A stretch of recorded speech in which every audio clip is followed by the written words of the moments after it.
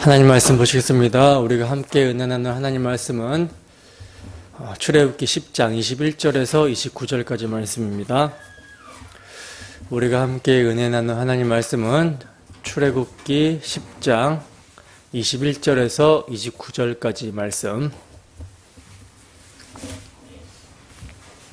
한 목소리로 합독하도록 하겠습니다. 시작. 여호와께서 모세에게 이르시되 하늘을 향하여 내 손을 내밀어 애굽 땅 위에 흑암이 있게 하라. 곧 더듬을 만한 흑암이리라. 모세가 하늘을 향하여 손을 내밀매 캄캄한 흑암이 3일 동안 애굽 온 땅에 있어서 그동안은 사람들이 서로 볼 수 없으며 자기 처소에서 일어나는 자가 없으되 온 이스라엘 자손들이 거주하는 곳에는 빛이 있었더라. 바로가 모세를 불러서 이르되 너희는 가서 여호와를 섬기되 너희의 양과 소는 머물러 두고 너희 어린 것들은 너희와 함께 갈지니라. 모세가 이르되 왕이라도 우리 하나님 여호와께 드릴 제사와 번제물을 우리에게 주어야 하겠고 우리의 가축도 우리와 함께 가고 한 마리도 남길 수 없으니 이는 우리가 그 중에서 가져다가 우리 하나님 여호와를 섬길 것임이며 또 우리가 거기에 이르기까지는 어떤 것으로 여호와를 섬길는지 알지 못함이니이다 하나 여호와께서 바로의 마음을 완악하게 하셨으므로 그를 보내기를 기뻐하지 아니하고 바로가 모세에게 이르되 너는 나를 떠나가고 스스로 삼가 다시 내 얼굴을 보지 말라. 내가 내 얼굴을 보는 날에는 죽으리라. 모세가 이르되 당신의 말씀하신 대로 내가 다시는 당신의 얼굴을 보지 아니하리이다. 아멘. 흑암 재앙이라는 제목으로 하나님 말씀 증거하도록 하겠습니다. 우리는 계속해서 마음을 완강하게 하여 내 백성을 보내서 나를 섬기게 하라는 하나님의 말씀을 거역하고 있는 바로에게 하나님께서 심판의 재앙을 내리고 있는 것을 살펴보고 있어요. 바로가 그의 마음을 완강하게 하여 심판의 재앙을 받게 되는 것을요, 하나님께서는 당신이 바로의 마음을 완강하게 하였기 때문이다 라고 말씀을 하시죠. 이는 하나님이 본래 바로의 마음이 완강하지 않은데 완강하게 만드셨다라는 것이 아니라 본성적으로 마음이 완강한 바로를 그 완강한 마음의 상태 그대로 내버려 두셨다라는 것을 말하는 거라고 말씀을 드렸습니다. 즉 인간의 본성은요 완강하다라는 거예요. 모든 인간은 본성적으로 완강합니다. 본성적으로 하나님 앞에서 겸비치 못하고 교만하여 겸손하지 않다는 거예요. 하나님의 주권과 그분의 계획하심과 그분의 인도하심에 대해서 늘 불만을 가지고 하나님이 하시는 일에 대해서 못마땅해 하고 불평과 원망하는 모습이 아담왕에서 선악과 따먹은 모든 인간에게 탑재되어 있는 본성이라는 것이죠. 그러면 하나님께서는 바로를 그의 완강한 상태로 내버려 두시면서 심판의 재앙을 내리시는 이유가 무엇입니까? 하나님의 마지막 표징, 장자의 죽음 재앙, 유월절 어린 양의 피를 바로와 그의 신하들, 즉 온 세상에 보이기 위함이며 또 이 표징을, 그러니까 하나님께서 애굽, 즉 세상에 행하신 놀랍고 위대한 심판인 유월절 장자의 죽음을 하나님의 백성들의 아들들과 자손들의 귀에 전하고 가르치기 위함이라고 성경은 말씀을 합니다. 그러니까 바로와 같이 완강한 세상에 여러 부분과 여러 모양으로 심판의 재앙이 임하는 이유는요, 그렇게 끝까지 완강한 자들의 결국 마지막 심판은 뭐다? 유월절 장자의 죽음이다 라는 표징을 보이기 위해서 임하고 있는 거라는 거예요. 사실 여러분, 바로와 그의 신하들의 완강함은요 이스라엘 백성들과 다를 바가 없습니다. 모든 인간은 본성적으로 하나님이 하시는 일에 늘 불만과 불평을 가지고 대적하며 못마땅해 하기 때문에 애굽 사람들이나 이스라엘 사람들이나 본성적으로는요 둘 다 심판의 재앙을 받아 마땅한 존재들이라는 거예요. 그런데 이 심판의 재앙이 애굽 사람들에게는 끝까지 완강한 모습으로 심판의 재앙이 되는데, 반면 이스라엘 백성들에게는 구원의 재앙이 되고 있다는 것을 우리가 보게 된다는 것이죠. 왜냐하면 애굽의 재앙을 내리는 것을 통해서요, 하나님께서는 이스라엘 백성들의 마음을 겸비하게 하시고 겸손하게 하셔서 하나님의 뜻만이 선하다라는 것을 인정하도록 하셨기 때문입니다. 그래서 6월절 장제의 죽음, 최종 심판 때에 뭐가 일어나냐면 구별이 일어나게 되는 거예요. 끝까지 완악한 바로와 그의 신하들은 심판을 받게 되고요, 겸비하여 나를 대신하여 심판받게 되는 어린 양을 잡아 그 피를 바른 이스라엘 백성들은 살게 되는 것입니다. 구원받게 되는 거예요. 여러분, 오늘날도 마찬가지입니다. 바로와 같이 완악한 세상에는요, 크고 작은 재앙들이 내리고 있어요. 우리 주변에도 수많은 사건, 사고가 일어나고 있고 우리의 삶에도 크고 작은 여러 가지 인생의 문제들이 질비합니다. 그러나 이때 성도들은요, 바로와 같이 완악한 자신의 모습을 돌아보고 겸비하게 되는 거예요. 하나님과 자신의 관계가 어떠한지를 살피고 돌아보게 돼서 돌이켜 회개하게 되는 것입니다. 그리고는 확신하게 되는 거죠. 무엇을 확신하게 됩니까? 하나님이 우리를 사랑하신다라는 확신입니다. 하나님의 사랑이 나타난 자리, 최종적으로 확증이 된 자리가 우리 주 예수 그리스도의 십자가 사건이에요. 그런데 이 하나님의 사랑을 우리에게 나타내 보이신 하나님께서 우리의 삶에 여러 가지 문제를 주실 때에는요, 그 목적은 단 하나입니다. 뭐겠습니까? 하나님의 아들 예수 그리스도께 우리의 시선을 집중하게 하는 것, 이 단 하나의 목적이라는 거예요. 이것은 정말 진리인데요, 하나님이 택하신 성도들은요, 그들의 여러 가지 문제와 어려움, 고난으로 인한 아픔이 그리스도를 바라보게 한다라는 사실이에요. 육의 소욕으로 분주했던 마음이요, 고난으로 인해서 성도는 모든 것을 잊고 오직 우리의 필요를 채워주실, 참으로 우리의 필요를 채워주실, 참으로 우리의 영혼의 의사가 되시는 우리 주 예수 그리스도께 집중하게 되고 그분을 갈망하게 한다라는 것입니다. 그래서 시편 기자는 뭐라고 말씀하고 있냐면, 고난으로 인해서 주의 율례를 배우게 된다라고 말씀을 하고 있어요. 세상은 이러한 재앙과 고난이 닥쳐오면, 세상 사람들은 여러 가지 문제와 시련이 닥쳐오면 하나님을 욕하고 거짓신을 찾지만, 완악한 세상으로부터 구별되어 그의 마음이 부드러워진 자는요, 성도는 영원히 멸망받아 마땅한 나와 같이 완강하고 완악한 자를 대신하여 십자가의 피 흘리심으로 심판받으신 주 예수를 생각하게 되는 거예요. 그리고 당신의 아들을 완악한 나를 위해 십자가에 내어주신 하나님의 사랑을 생각하게 되는 것입니다. 그리하여 그 하나님의 사랑, 그리스도의 사랑에서 그 어떤 것들도 우리를 끊을 수 없다라는 사실을 확신하게 되고, 지금 나의 이러한 고난 중에서도 나와 함께 하시고 나의 아픔을 아시고 나를 가장 선한 길로 인도하신다라고 하는 믿음으로 모든 어려움을 넉넉히 이겨내는 거예요. 주 예수의 피를 의지하여 승리하신 주님과 함께 승리를 하게 되는 것입니다. 여러분, 지금 우리의 삶이 평탄하십니까? 평탄하신다면 감사하시길 바랍니다. 혹 여러 가지 문제와 시련, 아픔, 고난이 있으십니까? 그렇다면 더욱더 감사하시기 바랍니다. 더욱더 감사하시고 주 예수 그리스도의 십자가에 집중하세요. 묵상하세요.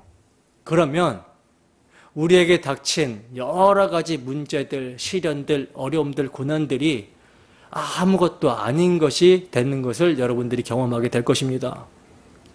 돈이 없으면 조금 불편한 것이고 덜 쓰면 돼요.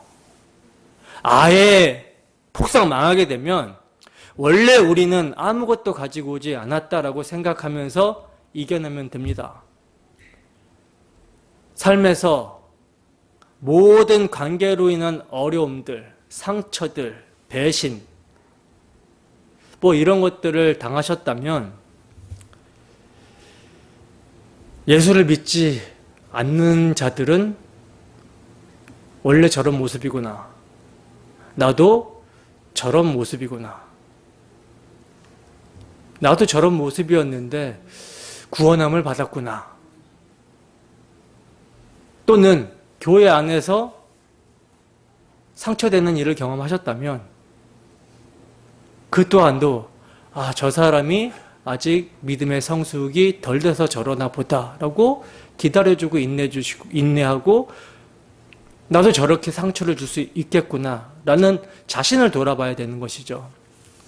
그리고 예수님이 원수인 날 위해 죽으시고 나를 용서하여 주셨기 때문에 우리 주 예수 그리스도로 인해서 그까지 자존심 좀 상할 수 있잖아요. 그 자존심 버리고 뒤통수를 맞아서 얼얼한 거 주 예수 피를 의지해서 극복하고 이겨낼 수 있는 거예요. 설사 우리가 죽어도 죽는다라고 해도 우리는 예수 안에 부활 소망이 있습니다. 이게 우리에게 주어진 믿음이에요.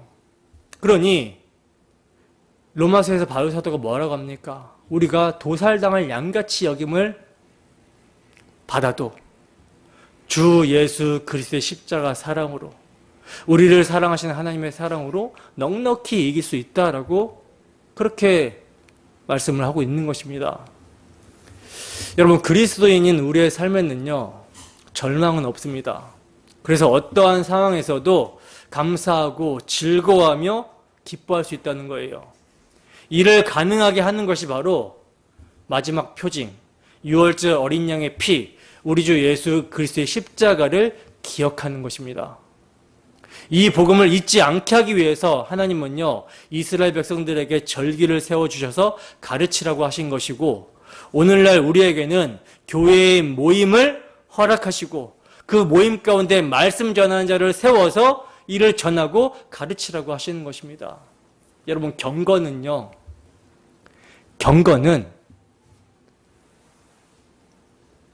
여러분들이 어떠한 의무를 다한다라고 해서 그것이 경건이 아닙니다. 그러니까 경건을 어떤 수행, 고행, 하기 싫은 걸로 억지로 의무감으로 한다라고 생각하면은 이건 큰 오산이에요. 거기서는 경건의 능력이 나타나지 않습니다. 경건, 유세베이아는 하나님의 사랑을 알 때 자연스러운 반응으로 나타나는 것을 경건이라고 합니다. 따라서 성경에서 경건에 힘쓰라고 이렇게 권면을 할 때는 하나님의 사랑을 알만치 충분히 알라는 거예요. 우리 주 예수 그리스도의 십자가 사랑을 깊이 묵상하고 충분히 알라는 것입니다. 그때에 우리에게 선물로 주신 은혜의 방편, 은혜의 선물로 주신 것에 힘쓰게 되는 거예요. 기도하게 되는 거고 하나님과 친밀한 교제를 나누고 싶은 거죠. 당신의 아들을 내어주기까지 우리를 사랑하신 그 십자가를 묵상하게 되면 하나님을 사랑하는 마음이 생기니까 하나님과 교제하고 싶으니까 뭐 하게 돼요? 기도하게 되는 거죠. 친밀한 교제를 나누고 싶어 하는 거죠. 또 주께서 피로 값주고 사신 자들, 형제들과 함께 교제하는 것을 즐거워하게 되는 거죠. 그래서 모이기에 힘써서 서로 사랑하며 서로 우리가 받은 은혜를 나누는 이 자리를 굉장히 사모하게 되는 거죠. 예배당에 나오는 것이 의무가 아닙니다. 이거는 은혜로 우리에게 하나님께서 허락해 주신 선물이에요. 또한 성경을 읽고 보는 것도요, 우리가 의무로 억지로 보는 게 아니에요. 성경은 하나님의 사랑의 편지입니다. 연애 편지예요. 우리를 사랑하신다라는 날 사랑하심 성경에 써 있다라고 하잖아요. 그러니까 우리가 주의 사랑을 묵상하고 주의 사랑을 알만치 알면 더 주님께서 우리를 어떻게 사랑하시는지 알고자, 우리를 사랑하는 대상을 알고자 성경을 읽게 되는 거죠. 이게 경건입니다. 억지로 의무감으로 하는 게 아니에요. 받은 사랑이, 주님께서 우리에게 주신 사랑이 흘러나와서 자연스러운 반응으로 주님께서 우리에게 은혜로 허락하신 것들을 누리는 것이 경건이에요. 여기에서 뭐가 나타나냐면 경건의 능력이 나타납니다. 그러므로 주성령께서 오늘도 선포되는 복음의 말씀으로 충만하게 역사해 주셔서 우리의 삶에서 늘 주 예수의 십자가를 기억하고 그 사랑으로 넉넉하게 이기고 승리하게 되기를 주님의 이름으로 축원합니다. 오늘은 흑암재앙 9번째 재앙을 살펴보도록 하겠습니다. 본문 21절에서 23절 말씀 함께 읽습니다. 시작. 여호와께서 모세에게 이르시되 하늘을 향하여 내 손을 내밀어 애굽 땅 위에 흑암이 있게 하라. 곧 더듬을 만한 흑암이리라. 모세가 하늘을 향하여 손을 내밀매 캄캄한 흑암이 3일 동안 애굽 온 땅에 있어서 그동안은 사람들이 서로 볼 수 없으며 자기 처소에서 일어나는 자가 없으되 온 이스라엘 자손들이 거주하는 곳에는 빛이 있었더라. 아멘. 자, 보세요. 이제 마음을 계속 완악하게 갖는 바로를 향하여 하나님께서 심판을 하시는데 9번째 심판을 하시는데 모세에게 하늘을 향하여 내 손을 내밀어 애굽 땅 위에 흑암이 있게 하라고 말씀을 하십니다. 그래서 이제 모세가 여호와의 말씀대로 하늘을 향하여 손을 내밀자 어떻게 됩니까? 캄캄한 흑암이 3일 동안 애굽 온 땅에 있었다라고 말씀을 하고 있죠. 여러분, 애굽에 임하게 되는 9번째 재앙, 흑암 재앙은요, 애굽의 최고의 신이라고 불리는 태양신 라에 대한 심판을 의미합니다. 그리고 이것은 애굽 사람들이 태양의 아들로 받들어온 바로의 종말을 보여주고 있는 거예요. 여러분, 온 세상이 흑암으로 뒤덮였다라고 한번 생각을 해보세요. 흑암으로 뒤덮이게 된다라고 한번 생각을 해보시기 바랍니다. 사실 우리는 상상하기가 좀 쉽지 않죠. 왜냐하면 우리가 사는 시대는 캄캄한 밤에도 뭐가 있어요? 가로등이나 네온사인 조명등이 있기 때문에 사람이 밖에 돌아다니는데 어려움이 사실 없어요. 불편함이 없는 시대에 살고 있기 때문에 흑암이 뒤덮여 있다는 것이 잘 상상이 안 됩니다. 그러나 분명한 사실은요, 밤에도 밝은 오늘날 시대에도요, 낮보다는 밤에 추악한 범죄가 더욱더 많이 발생한다라는 사실입니다. 그러니 전기가 없었던 시대, 낮이나 밤이나 계속해서 흑암으로 뒤덮여 있었다면, 그것도 더듬을 만한 흑암, 이건 달이나 별빛도 없었다라는 거거든요. 그래서 사람이 서로를 알아보지 못할 정도의 흑암이라고 지금 말씀하고 있잖아요. 바로 이때에 온갖 범죄가 일어나게 될 것이고요. 또는 이때에 적이 쳐들어오게 되면 어떻게 됩니까? 속수무책이죠. 그러니 어둠 속에서 애굽 사람들이 얼마나 끔찍하고 얼마나 두려웠겠냐는 거예요. 근데 여러분, 애굽에 임한 흑암 재앙은요, 단순히 애굽 사람들의 우상의 신의 죽음과 무서운 재앙을 설명하기 위해서만 등장하고 있는 것이 아닙니다. 왜냐하면 흑암 재앙은 그 뒤에 나올 유월절 재앙의 전초가 되기 때문이라는 거예요.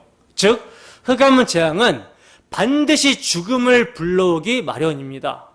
그렇다면 왜 흑암이 죽음과 관련이 있는 걸까? 그것은요, 성경에서 흑암이 하나님의 부재 상태를 의미하기 때문이라는 거예요. 창세기 1장 2절 말씀 한번 보겠습니다. 함께 읽습니다. 시작. 땅이 혼돈하고 공허하며 흑암이 깊음 위에 있고 하나님의 영은 수면 위에 운행하시니라. 아멘. 지금 오늘 본문에서 사용이 된 흑암이라는 단어가 호셰크라는 단어인데, 이 단어가요, 우리가 지금 읽은 창세기 1장 2절에서 사용되고 오늘 본문에 처음 다시 등장하고 있어요. 창세기 1장 2절에 사용되고 오늘 본문에 처음 등장합니다. 그러니까 땅이 질서와 형체를 갖추기 전의 상태, 즉 하나님께서 땅의 질서와 형체를 갖추시기 전 하나님의 부재 상태를 뭘로? 흑암이라고 표현을 했는데, 오늘 본문의 애굽의 상태가 바로 이러하다라는 것을 말씀하고 있는 것입니다. 그리고 이러한 상태는요, 애굽뿐만 아니라 하나님의 백성의 상태도 이러하다라는 것을 에레미야 선지자는 이렇게 말씀합니다. 에레미야 4장 22절에서 23절 말씀입니다. 함께 했습니다. 시작. 내 백성은 나를 알지 못하는 어리석은 자요, 지각이 없는 미련한 자식이라. 악을 행하기에는 지각이 있으나 선을 행하기에는 무지하도다. 보라, 내가 땅을 본즉 혼돈하고 공허하며 하늘에는 빛이 없으며. 아멘. 자, 보세요. 에레미야 선지자는요, 하나님의 백성들이 하나님을 알지 못하는 상태, 어리석고 지각이 없고 미련하며 악을 행하는 데는 지각이 있으나 선을 행하는 데는 무지한 상태를 어떻게 표현하고 있습니까? 창세기 1장 2절의 창조 기사를 인용해서 땅을 본즉 혼돈하고 공허하며 하늘에는 빛이 없는 어둠의 상태라고 지금 고발을 하고 있어요. 그러니까 범죄한 죄인의 상태를 흑암이라고 지금 설명하고 있는 것입니다. 따라서 이러한 흑암의 상태는요, 빛이 비추기 전에 죄와 허물로 죽어있는 죄인의 상태를 묘사하고 있는 거예요. 하나님이 부재한 상태, 빛이신 하나님이 부재한 상태, 죄와 허물로 죽어있는 인생들의 상태를 묘사하고 있는 것입니다. 자, 그런데 이러한 흑암 가운데 창조 때에 빛이 있으라 하시니 빛이 나타나자 어떻게 됩니까? 어둠이 물러가게 되죠. 근데 하나님께서는요, 빛으로 어둠을 다 몰아낸 것이 아니라 빛이 임한 일부는 뭐라고 칭해요? 낮이라고 칭하고, 빛이 임하지 않은 일부는 밤이라고 칭하십니다. 이렇게 나누어서 구별하시고 있어요. 이게 무슨 뜻일까요? 죄와 허물로 죽어있는 모든 자들 중에 빛이 비추인 자들은 낮에 속한 자로, 빛이 비추이지 않은 자들은 어둠, 밤에 속한 자로 구별하신다라는 것을 의미하는 것이죠. 그러면 첫 창조 때 이 빛은 누구겠습니까? 누굴 예표하고 있는 거예요? 요한복음 1장 1절에서 4절 말씀입니다. 함께 했습니다. 시작. 태초에 말씀이 계시니라. 이 말씀이 하나님과 함께 계셨으니 이 말씀은 곧 하나님이시니라. 그가 태초에 하나님과 함께 계셨고 만물이 그로 말미암아 지은 바 되었으니 지은 것이 하나도 그가 없이는 된 것이 없느니라. 그 안에 생명이 있었으니 이 생명은 사람들의 빛이라. 아멘. 자, 보세요. 첫 창조 때의 빛은 누구를 가리키고 있는 것이죠? 그리스도를 가리키고 있었던 것이죠. 그러니까 창조 기사를 통해서도요, 하나님께서는 당신의 창조 경륜을 이루실 그리스도와 그가 하실 사역을 계시해주고 있었던 것입니다. 여러분, 예수님이 하나님의 빛이라는 사실을요, 구약 성경에서 다윗은 이렇게 노래합니다. 사무엘하 22장 29절 말씀 함께 읽습니다. 시작. 여호와여, 주는 나의 등불이시니 여호와께서 나의 어두움을 밝히시리이다. 아멘. 여호와는 나의 등불이라고 할 때 지금 이 여호와는 누굴 가리키는 거겠습니까? 그리스도를 예표하고 있는 것이죠. 그리고 그 그리스도가 실체가 이 땅에 오셔서도, 그래서 이렇게 예수님께서 오셔서도 당신은 뭐라고 말씀하시냐면 빛이라고 말씀하셨어요. 요한복음 8장 12절 말씀입니다. 함께 했습니다. 시작.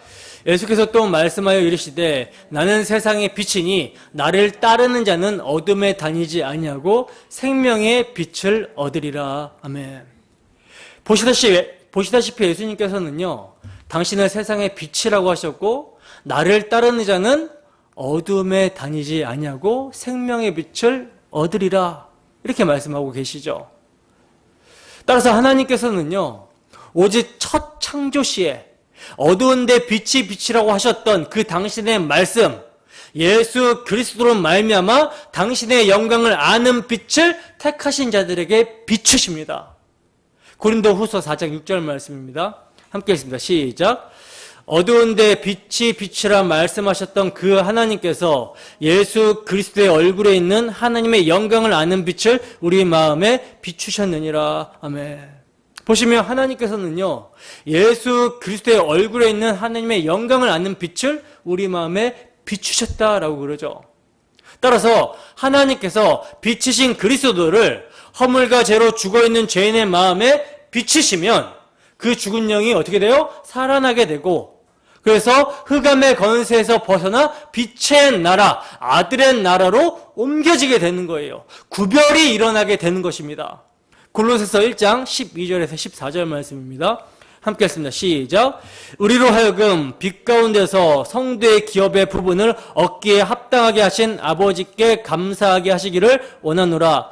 그가 우리를 흑암의 권세에서 건져내사 그의 사랑의 아들의 나라로 옮기셨으니 그 아들 안에서 우리가 속량 곧 죄사함을 얻었도다. 아멘. 보세요. 정확하게 하나님께서 우리를 흑암의 권세에서 건져내사 그의 사랑의 아들의 나라로, 빛의 나라로 옮기셨다라고 말씀을 하고 있죠. 따라서 빛의 나라, 아들의 나라로 옮겨진 자들은요, 빛으로 드러나는 것마다 빛이 되는 것이기 때문에 성도 안의 어두움, 옛사람의 그 육의 소욕, 그 소욕이 빛으로 폭로가 될 때 주 예수의 피 흘리심을 적용하여 자신 안에 있는 육의 소욕, 어두움은 이미 죽었다고, 사라졌다고 여기고 빛 가운데서 빛으로 살아가게 되는 것입니다. 빛이신 그리스도 안에서 언제나 자신의 정체성을 확인하며 이미 완성된 빛의 나라를 바라보며 빛 가운데 살아가게 되는 거예요. 데살로니가전서 5장 8절 말씀입니다. 함께 했습니다. 시작. 우리는 낮에 속하였으니 정신을 차리고 믿음과 사랑에 호심경을 붙이고 구원의 소망의 투구를 쓰자. 아멘. 여러분, 우리는요, 그리스도로 말미암아 그의 피로 어둠이 아니라 낮에 속하였다라는 정체성을 늘 확인해야 되는 거예요. 그리하여 정신을 똑바로 차리고 우리에게 주어진 믿음과 사랑의 호심경을 붙이고 구원의 소망의 투구를 쓰며 빛이신 그리스도께서 십자가로 이미 이루신 그 나라가 확증되는 날을 기다리는 삶을 살아가야 하는 것입니다. 그 소망의 나라를 계시록에서는 이렇게 설명하고 있어요. 계시록 21장 55절 말씀입니다. 함께 했습니다. 시작. 낮에 성문들을 도무지 닫지 아니하리니 거기에는 밤이 없음이라. 아멘. 여러분, 완성된 하나님의 나라에는요, 뭐가 없다 그래요? 밤이 없다라고 말씀합니다. 그러니까 죄가 도무지 있을 수가 없고요. 그리하여 하나님의 부재가 전혀 없는 것, 하나님의 빛, 어린 양이 등불이 되어주시는 것이 영원한 곳, 영원히 찬란한 곳, 이것이 우리가 주 예수의 피를 믿음으로 소망하는 하나님 나라입니다. 근데 그 나라는요, 장차 가야 할 곳만이 아니라 지금 이 땅에서도 누리는 곳이라는 거예요. 그래서 이스라엘 백성들이 아직 약속의 땅에 들어가지 않았지만 약속의 땅 가나안은 하나님 나라를 상징하잖아요. 그런데 성도를 상징하는 이스라엘 백성들이 아직 약속의 땅에 들어가지 않았지만 그들이 거주하는 곳에는 뭐가 있다? 빛이 있었다라고 성경에서 말씀하고 있는 것입니다. 여러분, 하나님께서는요, 오늘날에도 이 빛이신 예수 그리스도를 우리에게 비춰주시고 있습니다. 모두가 다 어둠에 행하고 있을 때 정말 특별한 은혜가 우리에게 베풀어진 것이죠. 이러한 특별한 은혜를요, 뭐라고 하냐면 거룩, 구별이라고 합니다. 애굽인들은 흑암 속에서 헤매이는데 언약 안에 있는 이스라엘 자손들이 거주하는 곳에는 빛이 있었던 거예요. 여러분, 왜 이스라엘이 구별되는 것입니까? 무엇 때문에 이스라엘 백성들이 애굽인들과 구별이 되는 것이죠? 그들에게 뭐가 있었기 때문에? 조상들에게 세워주신 언약이 있었기 때문인 것이죠. 일방적인 하나님의 언약과 그분의 신실하심이 이스라엘 백성들을 구별시킨 거예요. 그래서 이제 다시 이스라엘은 구별의 은혜가 어떠한 것인지를 흑암 재앙을 통해서 경험하게 되는 것입니다. 여러분, 우리가 애굽의 흑암 재앙에서 주목하게 되는 표현이 있는데, 그게 뭐냐면 하나님께서 애굽의 흑암 상태를 더듬을 만한 흑암이라고 말씀하고 있다는 점이에요. 이러한 표현은 하나님을 잃어버린 상태를 표현할 때 종종 사용이 되는데, 이사야 선지자는 이렇게 말씀합니다. 이사야서 59장 9절에서 10절 말씀입니다. 함께 읽습니다. 시작. 그러므로 정의가 우리에게서 멀고 공의가 우리에게 미치지 못한즉 우리가 빛을 바라나 어둠뿐이요 밝은 것을 바라나 캄캄한 가운데 행함으로 우리가 맹인같이 담을 더듬으며 눈 없는 자같이 두루 더듬으며 낮에도 황혼 때같이 넘어지니 우리는 강장한 자 중에서도 죽은 자 같은지라. 아멘. 그리고 이러한 상태가 창세기에서는요, 소돔 사람들의 눈이 어두워지는 것을 통해서 말씀을 합니다. 창세기 19장 11절 말씀입니다. 함께 읽습니다. 시작. 문 밖에 무리를 대소를 막론하고 그 눈을 어둡게 하니 그들이 문을 찾느라고 헤매었더라. 아멘. 여러분, 소돔 사람들의 눈을 어둡게 한 것은요, 이들의 악함 그대로를 하나님께서 내버려 두셔서 하나님을 찾지 못하게 하신 재앙의 임함으로 볼 수가 있는 것이죠. 소돔은 빛이신 하나님을 거부한 흑암의 상태임을 표현해주고 있는 거예요. 따라서 이들의 모습은요, 목적한 바를 아무리 찾아도 찾을 수 없고 이룰 수 없는 죄인의 비참한 상태를 보여주고 있는 것입니다. 목자를 잃어버린 양의 상태가 바로 이러한 모습임을 보여주고 있는 거예요. 여러분, 양에게는요, 목자가 빛입니다. 왜냐하면 양은 시력이 굉장히 나빠요. 그래서 목자를 잃어버리기가 일수입니다. 그러나 귀가 굉장히 밝아요. 그래서 자기 목자의 음성을 정확하게 알아듣습니다. 따라서 목자가 자기를 찾기 위해서 부를 때 그 음성을 듣는 거예요. 그러니 양들에게는 목자가 빛이 되는 거죠. 목자의 음성을 따라 양들은 안전한 초장으로 인도가 되어지는 것입니다. 양은요, 자기 목자의 음성을 듣습니다. 그래서 빛이신 목자의 음성을 따라 빛으로 나아가는 거예요. 그렇다면 과연 우리는 목자의 음성을 듣습니까? 우리의 목자 예수 그리스도의 음성을 듣고 그가 우리를 위해서 가신 길, 우리를 위해 십자가로 열어놓으신 빛으로의 삶을 낮에 속한 자로 청종하며 가고 있습니까? 가고 있는 자들이 성도인 거예요. 계속해서 보시면 여러분, 우리는요, 본문의 흑암 재앙이 철저히 그리스도의 대속을 증거하기 위해서 선행되어진다는 것을 또다시 문맥 속에서 발견하게 됩니다. 흑암 이후 유월절 장제 죽음과 어린 양의 대속이 있었듯이 예수님의 대속 전에 흑암 상태가 먼저 있게 되는 것을 보게 된다는 거예요.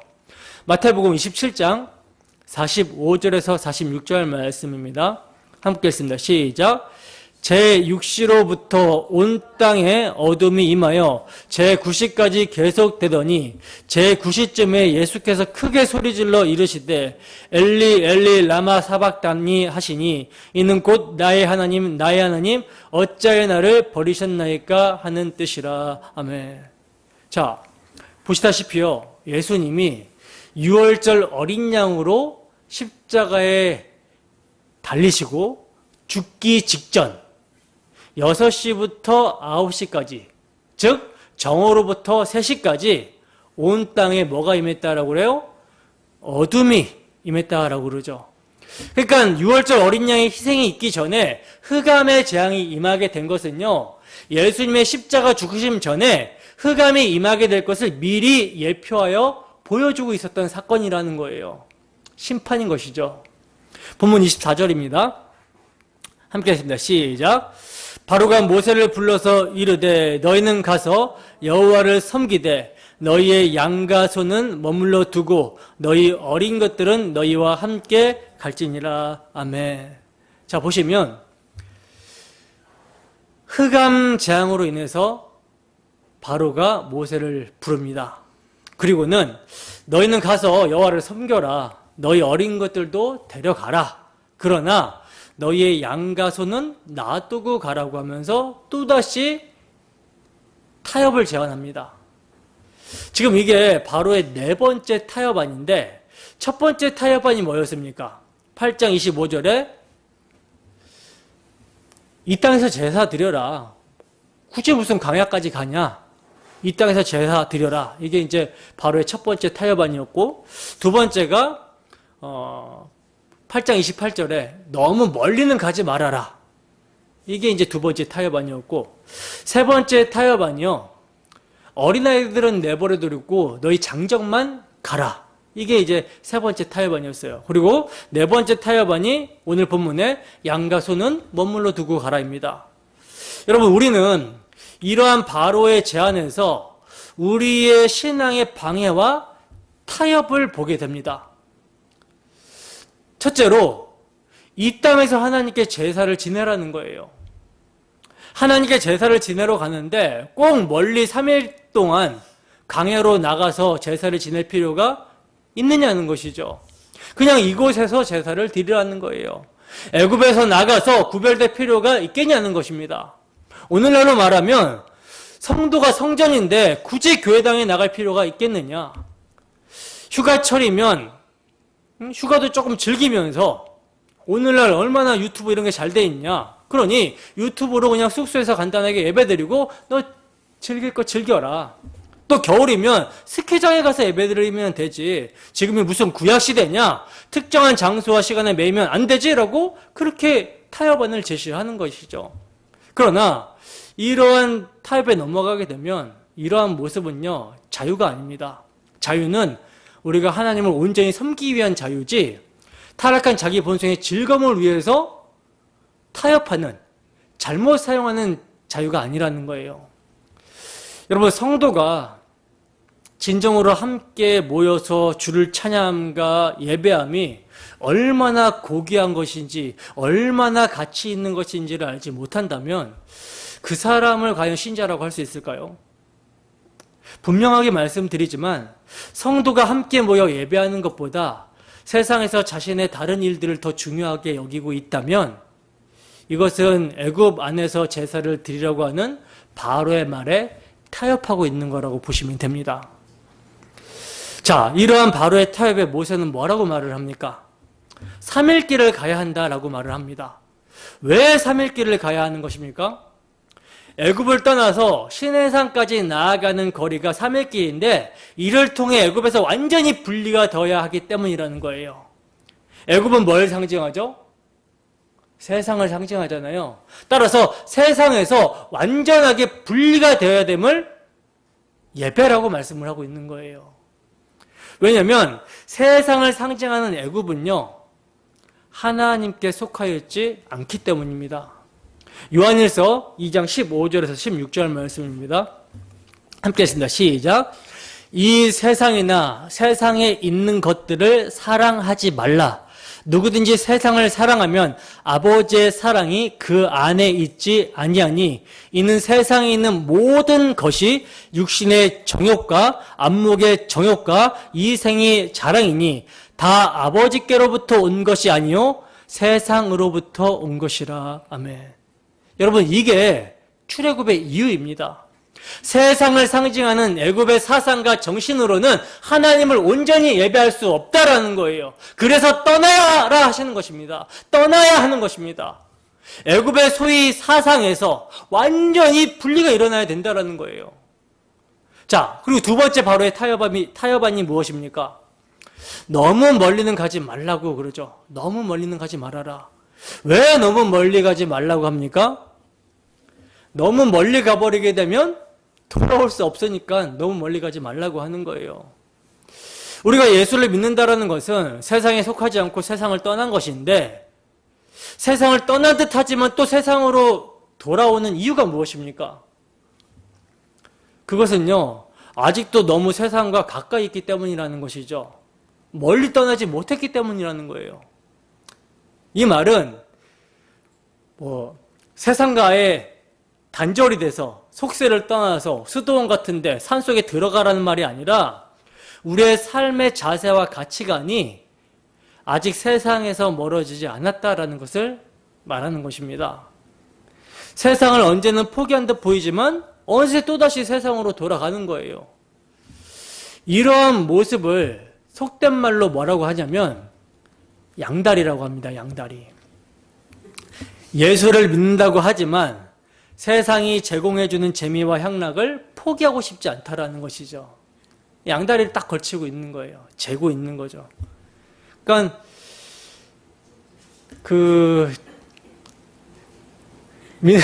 믿는 자가 죽으면 심판당한다라고 하니까 두려운 마음은 있어서 교회당에는 이제 종교적인 의무로 나오는데 또 예배 안 나오면 하나님이 때릴까봐 무서움으로 나오는데 또 세상은 너무나 좋은 거예요. 왜냐하면 눈에 보이지 않는 영광은 우리에게 손에 잡히거나 보여지는 것이 아닌데 세상의 영광은 눈에 보여주고 손에 잡히고 추구하면 붙잡을 수 있을 것 같으니까 그러니까 양다리를 딱 걸치고 있는 거죠. 그런데 이게 참 불쌍한 형편입니다. 양다리를 걸치고 있는 모습, 이도저도 아닌 모습. 근데 대부분의 오늘날 신자들이 사실상 이러한 상태죠. 그러나 이러한 상태를 성경이 뭐라고 합니까? 만몬과 하나님을, 세상과 하나님을 겸하여 섬길 수 없다. 베드로후서 2장 20절에서 22절 말씀입니다. 함께 읽습니다. 시작.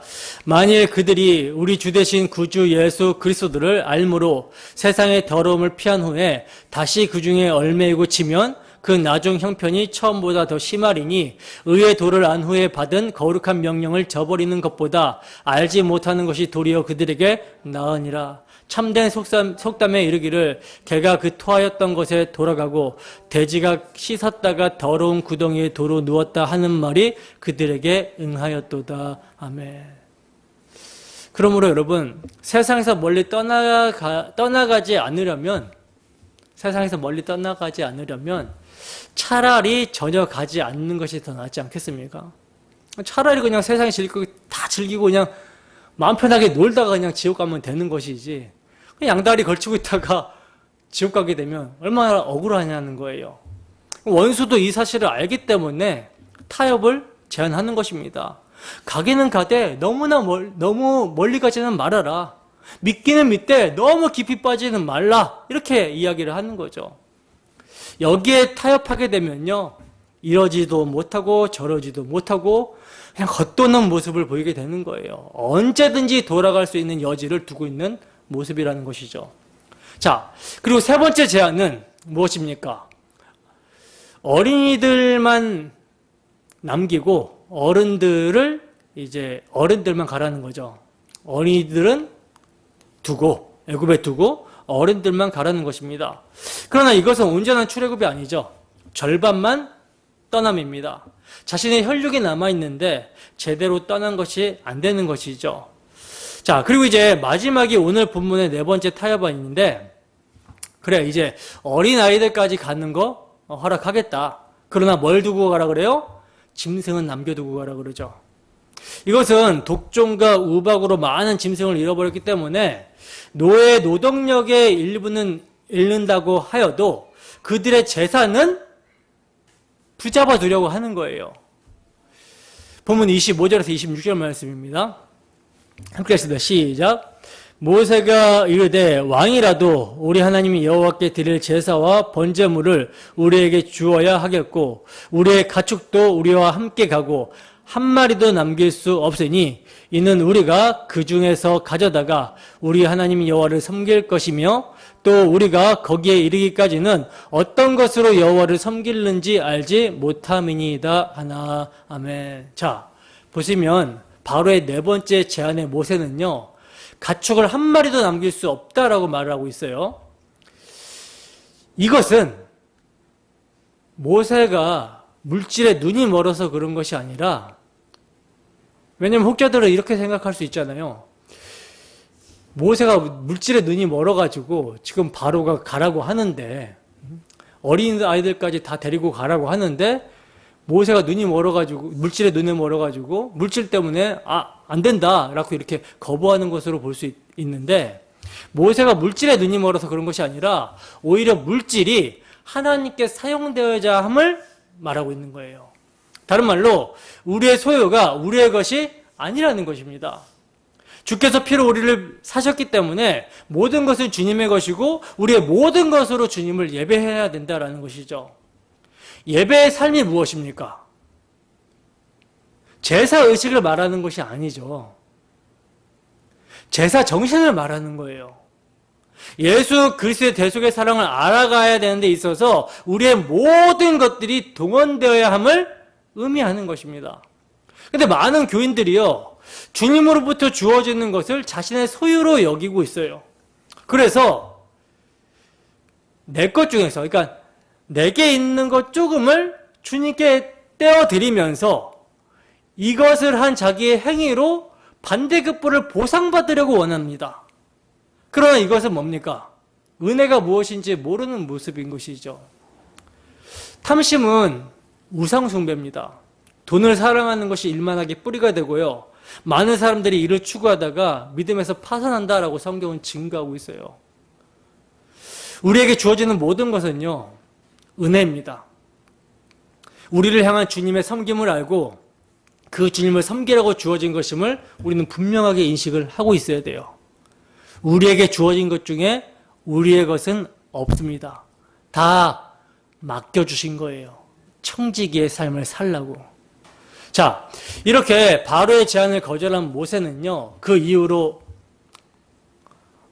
뭐라고 말씀을 하고 있냐면, 어떤 것으로 여호와를 섬기는지 알지 못함이니이다 라고 말을 합니다. 모세의 이러한 발언을 통해서 알 수 있는 것은 뭡니까? 마음대로 제사하지 않겠다라는 것이죠. 애굽에서 제사 자리로 나아가는 것이 3일길이 필요한 것은요, 그 자리에 가봐야만 하나님께서 무엇을 제물로 요구하실지를 안다라는 거예요. 그리고 제물도 그곳에서 하나님께서 지적하시면 선택하는 것이지, 우리들이 임의로 선택할 수 없다라는 것입니다. 그러면 이것은 결국 무엇을 보여주고 있는 걸까요? 시내산에서 희생 제사를 드리잖아요. 무엇의 예표입니까? 예수님이 죽으시고 3일 만에 부활하심으로 성령이 임하게 되면 그제서야 제사가 무엇인지, 하나님이 원하신 제물이 무엇인지를 바르게 알 수 있다라는 것에 대한 예표예요. 여러분, 바로의 마지막 타협안은요, 물질의 소유를 자극해서 완전한 이스라엘의 해방을 막고 있습니다. 그러나 완전한 해방이 아니라면 여전히 노예인 것이죠. 하나님은 완전한 해방을 말씀하셨습니다. 따라서 그리스도인의 세계관은요, 어느 정도 달라진 것이 아니라 완전히 달라져야 하는 세계관이어야 한다는 거예요. 왜냐하면 마귀의 눈과 대척점에 서 계신 예수 그리스도의 눈으로 세상을 보는 자들이 바로 그리스도인이기 때문에 완전히 다르게 볼 수밖에 없는 것입니다. 주님의 눈으로 세상을 보면요, 세상이 어떻게 보입니까? 흑암으로 보이는 거죠. 어둠으로 보이는 거예요. 그러나 세상의 눈으로 세상을 보면 세상이 어떻게 보입니까? 아직 밝은 곳으로 보이는 것이죠. 그래서 세상은 오늘도 뭐라고 합니까? 비록 어려운 문제들이 있지만 그러나 인간의 능력으로 풀지 못할 것은 없다라는 것을 끊임없이 세뇌시킵니다. 아무리 약한 사람이 많아도 그러나 세상에는 착한 사람들이 더 많다. 어려움이 있어도 그래도 세상은 살만한 곳이다. 이렇게 속이는 것입니다. 그래서 모두가 세상에 소망을 두고 사는 거예요. 이렇게 살다 보면, 열심히 살다 보면 좋은 날이 오겠지. 유토피아가 오겠지.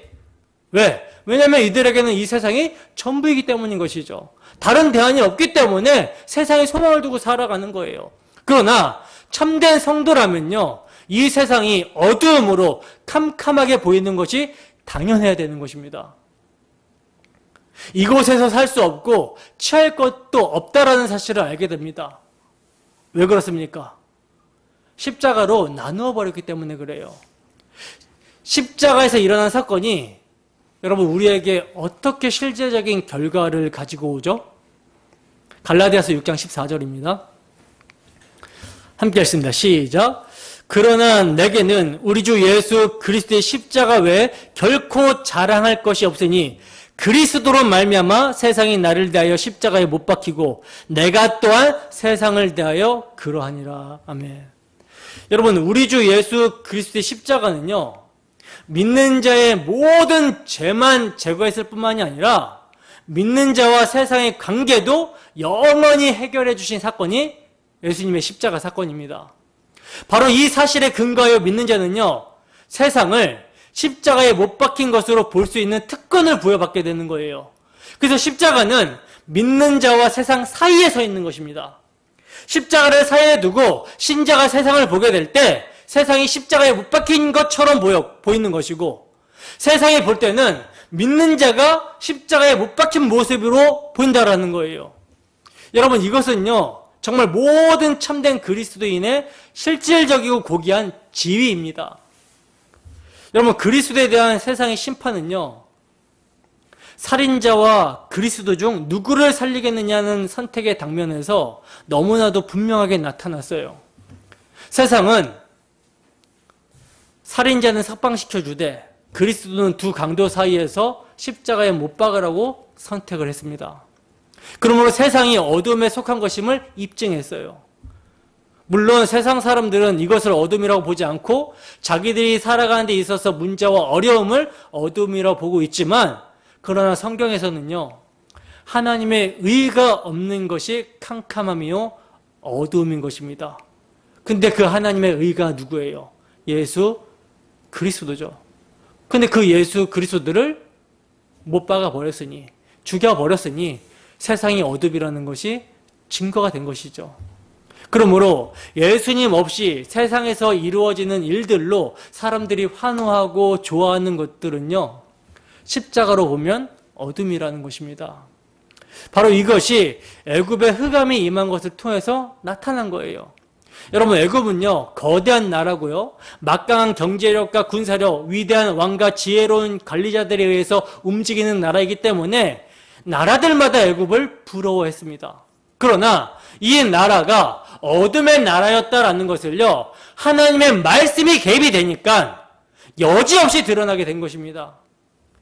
이 세상이 어둠이다, 빛이다라는 구분은요, 착한 사람이 많은가 적은가 라고 하는 것에 달린 것이 아니라 십자가가 기준이 되는 거예요.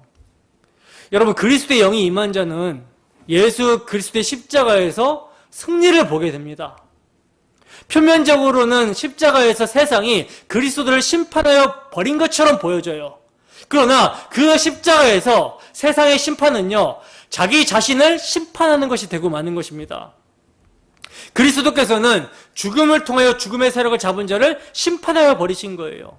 뱀의 후손이 여자의 후손의 발뒤꿈치를 상하게 하였지만, 그러나 여자의 후손이 그 뱀의 머리를 부숴버린 것입니다. 반대로 말해야 되는 것이 맞겠죠, 사실은.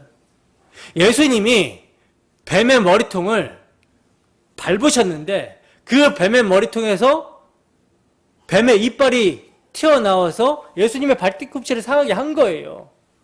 그게 예수님의 십자가 사건입니다. 세상의 군왕들이 일어나서 예수 그리스도를 심판하여 십자가에 못 박았지만, 그러나 그 십자가가 그들에게 심판이 되었다라는 것을요, 하나님께서 예수를 죽은 자 가운데 살리심으로 확증해 버리신 거예요. 그러므로 하나님께서 예수 그리스도를 높이 들어 올리셔서 어디 앉히십니까? 하나님 우편에 앉히신 것입니다. 이것은 뭐예요? 이제 예수님께서 주의 자리에 등극하셔서 자기 백성을 다스리시겠다라는 것이죠. 이러한 예수님의 다스리심이 시행되고 있기 때문에 성도가 십자가를 두고 세상을 볼 때에 세상이 십자가에 못 박힌 것처럼 보이는 것입니다. 어두움처럼 보이는 거예요. 따라서 성도가 십자가를 두고 세상을 볼 때에는요, 세상은 어둠이요 죽은 것으로 보이게 되는 것이고, 그러나 세상 쪽에서 십자가를 바라보게 되면 믿는 성도들이 죽어 있는 것으로 보이게 되는 것입니다. 여러분, 이 두 간격이 얼마나 큰지 공통점이라는 것은요, 하나도 없어요. 그러나 오늘날은 누가 예수를 믿는지 아닌지 구별이 잘 안 되죠.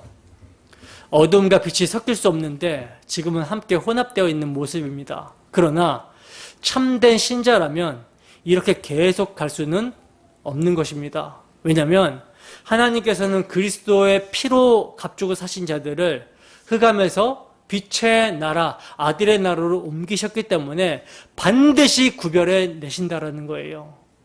반드시 출세상하게끔 만들어 내신다라는 것입니다. 본문 27절에서 29절 말씀입니다. 함께 읽습니다. 시작. 여호와께서 바로의 마음을 완악하게 하셨으므로 그들 보내기를 기뻐하지 아니하고 바로가 모세에게 이르되 너는 나를 떠나고 스스로 삼가 다시 내 얼굴을 보지 말라. 내가 내 얼굴을 보는 날에는 죽으리라. 모세가 이르되 당신이 말씀하신 대로 내가 다시는 당신의 얼굴을 보지 아니하리이다. 아멘. 자, 보시면 또다시 하나님께서 바로의 마음을 완악하게 하셨다라고 말씀을 하고 있어요. 이제 진짜 뭐가 가까이 온 것입니까? 마지막 재앙, 장제의 죽음, 이 재앙을 내리시고자 하는 것이죠. 그리고 바로는요, 너는 나를 떠나가고 스스로 삼가 다시 내 얼굴을 보지 말라고, 내 얼굴을 보는 날에는 죽을 것이라고 말을 합니다. 그러나 오히려 바로에게 죽음이 발생하게 되는 것을 우리는 보게 될 것입니다. 이상으로 우리는 9가지 재앙을 모두 살펴봤습니다. 모든 재앙이 다 그 한 가지 재앙, 유월절 재앙으로 향하고 있음을 우리가 보게 되었죠. 따라서 우리의 삶에 크고 작은 일들이 벌어지는 이유도요, 오직 십자가 구원을 경험하게 하기 위한 하나님의 낮추심과 돌보심이라는 거예요. 이것을 잊으시면 안 되는 것입니다. 여러분, 오늘날 우리에게 빛이 비추이고 있습니까? 그 빛이 우리의 어둠을 먹어버렸음을, 즉 빛이신 주 예수께서 우리의 죄로 말미암는 사망을 당신의 죽음으로 먹어버리시고 우리에게 생명과 빛이 되어주셨다라는 것을 믿으십니까? 그리하여 그 십자가를 통해 세상을 볼 때 세상이 온통 어둠이며 심판받은 세상으로 보이십니까? 그렇다면 더욱더 분명하게 세상과 분리와 구별이 되도록 기도하셔야 되는 것이고 주 예수의 피를 힘입어 빛의 삶을 살아가게 해달라고 간구해야 되는 것입니다. 이러한 은혜가 우리에게 충만하게 되기를 주님의 이름으로 축원합니다. 기도하겠습니다.